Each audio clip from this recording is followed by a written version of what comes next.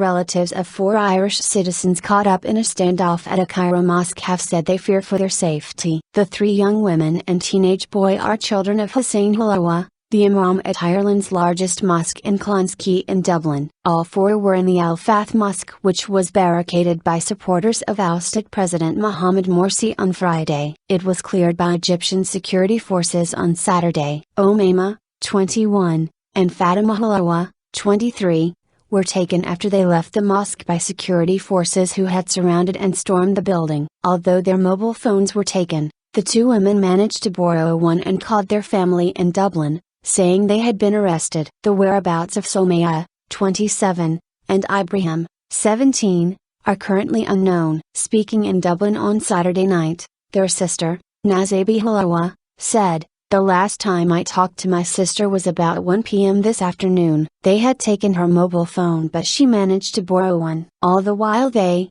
security forces, were harassing her and she was screaming and crying. We are trying to cope. We are trying to be strong so we can do something for them. We have a hope that everything will be fine." She added, "We do not know anything about them. We do not know where they have been taken. We do not know if they are in one of the police stations in Cairo or somewhere else. We don't even know where to start looking." The 4 were among thousands of Muslims who took to the streets on Friday for what they believed would be a peaceful protest, but sought sanctuary in the mosque as violent clashes erupted. They had gone to their parents' native Egypt with their mother for a holiday at the start of the summer. The Irish Department of Foreign Affairs is liaising with Egyptian counterparts. Omaima, a final-year student at Blanchardstown Institute of Technology, told her of the terror inside the mosque as gunfire was heard. Sheikh Hussein Halawa is the Imam of the Islamic Cultural Centre of Ireland and moved to Dublin with his family 18 years ago. Crisis talks. Egypt's cabinet is set to discuss the crisis in the country,